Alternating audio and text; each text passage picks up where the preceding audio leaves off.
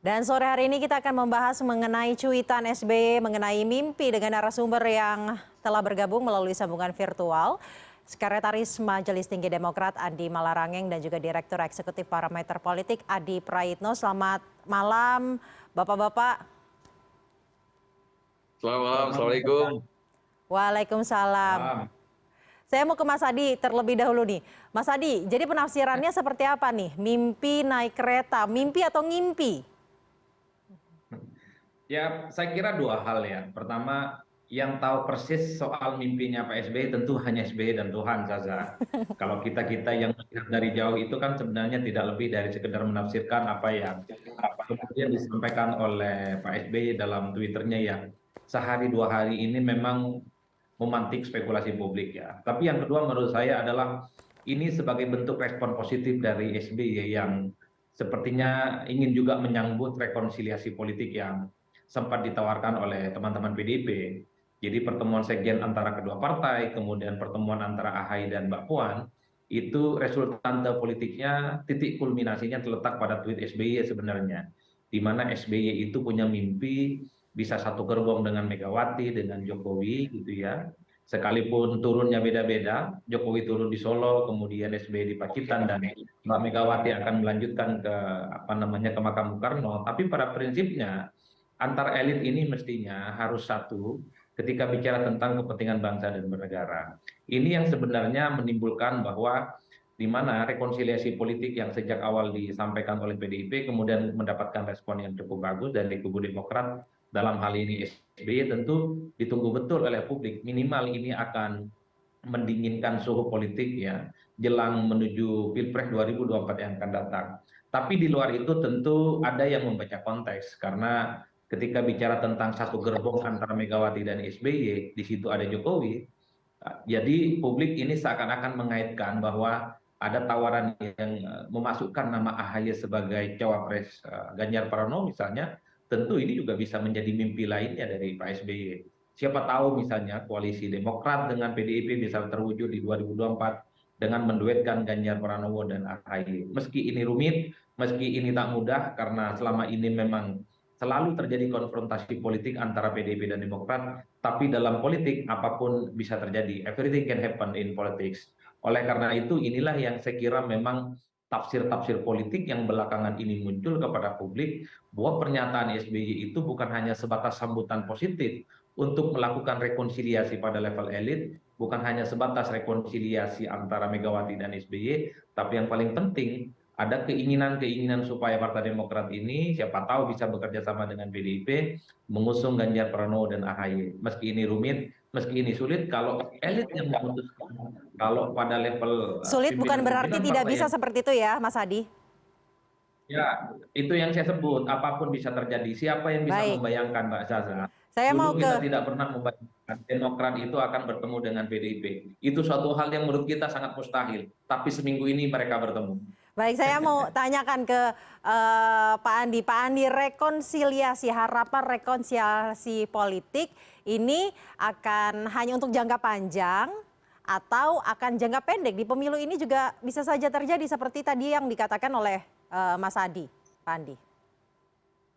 Saya rasa ini lebih tepat kalau dianggap sebagai beyond 2024. Jadi lebih jauh dari sekedar politik Pilpres 2024. Karena memang saya rasa akan lebih sejuk situasi politik kita kalau elit-elit politik bisa berkomunikasi, bisa bekerja sama dalam konteks kebangsaan yang lebih luas.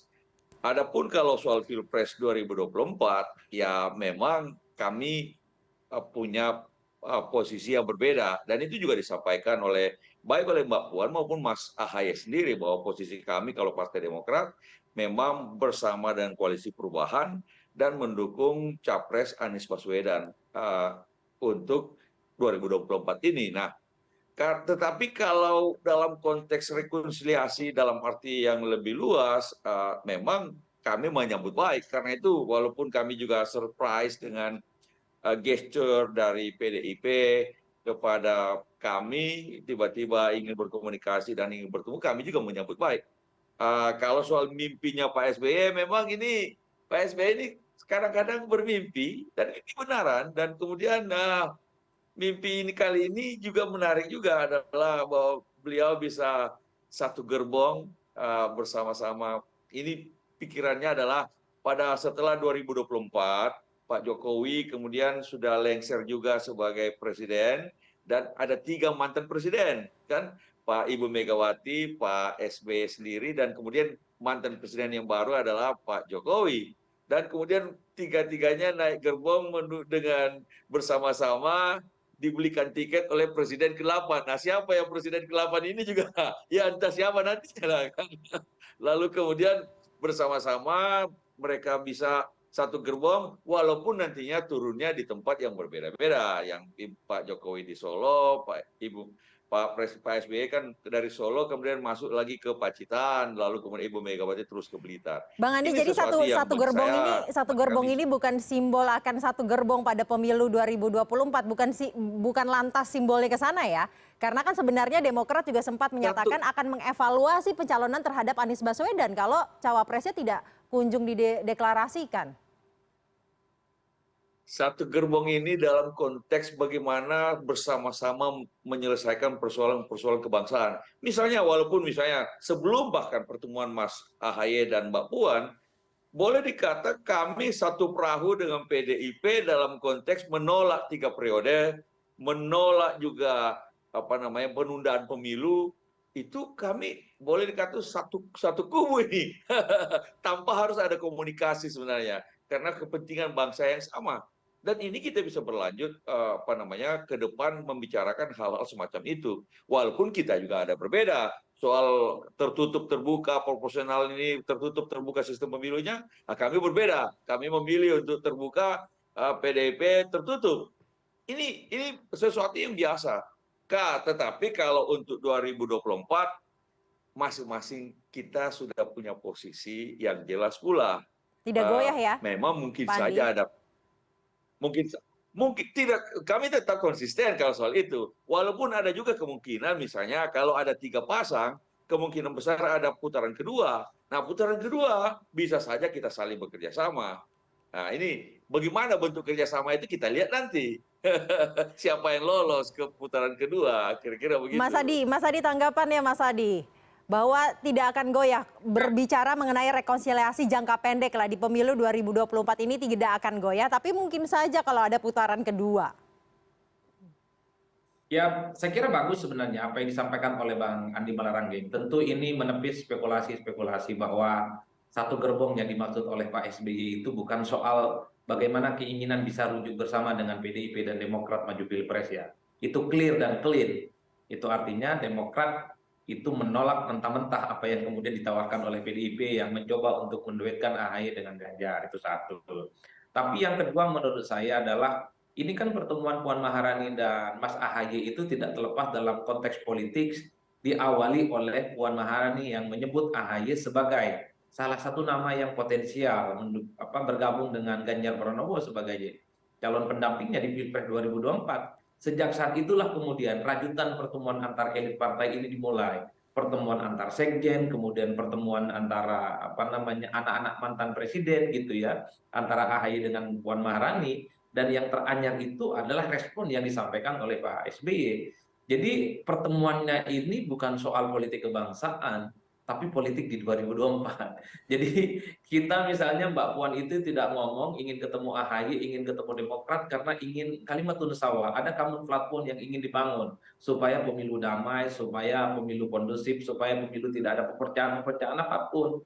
Bukan itu awalnya, tapi trigger yang mempertemukan antara AHY dan Puan, yang mempertemukan Demokrat dan PDIP karena tidak terlepas Puan Maharani mengatakan AHY merupakan salah satu nama yang potensial menjadi cawapres Ganjar Pranowo di 2024. Inilah yang kemudian dikait-kaitkan bagaimana hubungan Demokrat dengan Poros Perubahan yang relatif juga ada dinamika yang meminta Anies Baswedan untuk mempercepat mengumumkan siapa calon wakil pendampingnya.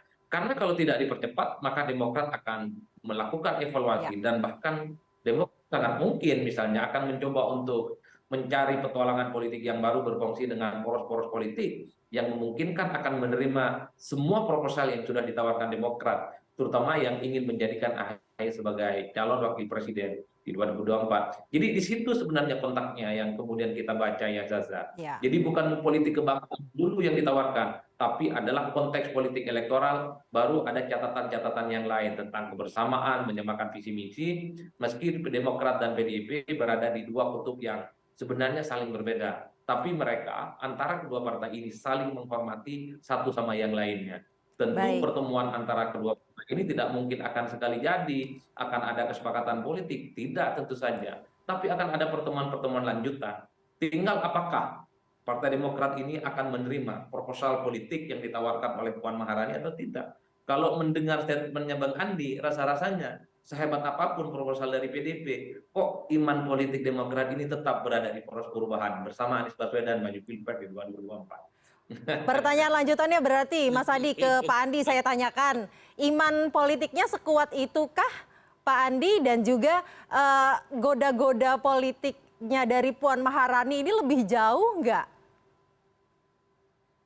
Oh, insya Allah kalau Partai Demokrat itu nggak akan tergoda kalau urusan-urusan semacam itu. Karena begini, kan juga beberapa waktu lalu Pak Prabowo juga datang bertemu dengan Pak SBY di Pacitan, Pak Erlangga juga datang di Cikeas, dan kemudian Cak Imin juga datang ke Cikeas, dan kami sambut dengan baik, dan kami berkomunikasi, berdialog, dan memang sama-sama semuanya mengawalkan bekerja sama dalam konteks Pilpres 2024. Tetapi kami juga dengan baik, dengan sangat artinya dengan sopan mengatakan bahwa kami sekarang ini berada di koalisi perubahan dan kami berkomitmen untuk segera sedang mencari waktu lah yang baik untuk melakukan deklarasi bersama nantinya untuk mendukung Mas Anies Baswedan sebagai calon presiden.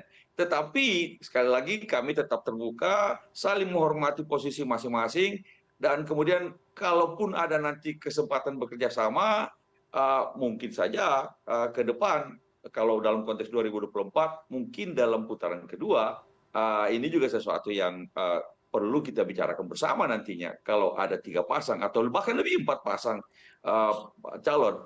Tapi sekali lagi dua hal yang di mana kita saling berkomunikasi dan bekerja sama itu sesuatu yang sejuk. Dengan ini mudah-mudahan tidak akan muncul polarisasi yang berlebihan yang ada di 2019 misalnya. Kemudian sehingga 2024 nanti pemilu kita akan lebih damai, lebih cantik lah. Silakan menawarkan pilihan-pilihan kepemimpinan maupun kebijakan-kebijakan kepada rakyat, dan kemudian rakyat lah yang memilih mana yang dia mau perubahan atau mau yang lanjutkan status quo. Kan begitu. Mas Adi, ini menarik ya, karena godaan politik yang datang ke Demokrat sebenarnya cukup kencang. Yang tadi juga sudah disebutkan beberapa oleh Pak Andi sendiri. Dari bacaannya Mas Adi, dari analisanya Mas Adi, mengapa kemudian iman dari Demokrat ini begitu kuat?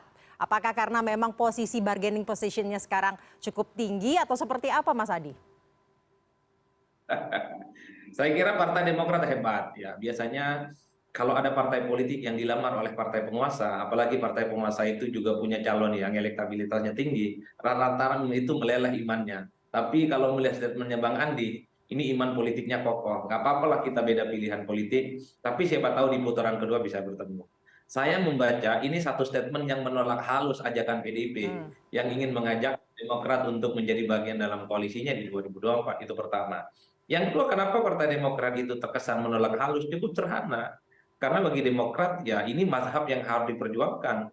Karena fashion dan style Demokrat itu adalah kubu oposisi, maka sangat tidak mungkin berfungsi dengan kubu yang dianggap status quo itu. Dengan tentu mentargetkan supaya Mas AHY adalah orang yang akan dipilih sebagai pendampingnya Anies Baswedan. Ini yang sepertinya di mana Partai Demokrat sampai saat ini begitu kuat, begitu kekeh menyatakan sikap politiknya tetap berada di poros perubahan. Tapi jangan-jangan ada yang ketiga itu saja. Jangan-jangan yang ditawarkan oleh kubu-kubu yang lain itu tidak sesuai dengan proposal yang diinginkan oleh Partai Demokrat. Jangan-jangan cawapres yang dimaksud itu tidak cawapres yang sesungguhnya, tapi ada bargain position, semacam sharing power yang dianggap setara dengan posisi cawapres yang bisa ditawarkan dengan ke Partai Demokrat. Karena kita dengar juga misalnya ketika Prabowo bertemu dengan SBY di Pacitan, kan tawarannya juga relatif agak menggiurkan, terutama soal sharing power. Ada tawaran Menko, ada tawaran Menteri, dan seterusnya, dan seterusnya. Jadi bagi saya, the end of the day-nya saya membaca bahwa Partai Demokrat itu akan berpikir rasional. Satu, akan mendukung siapapun poros politik ataupun capres yang akan menerima AHY sebagai cawapres. Yang kedua tentu saja, semua keinginan politik Demokrat kalau menang akan terakomodasi, terrealisasi tentu saja, dipenuhi oleh mereka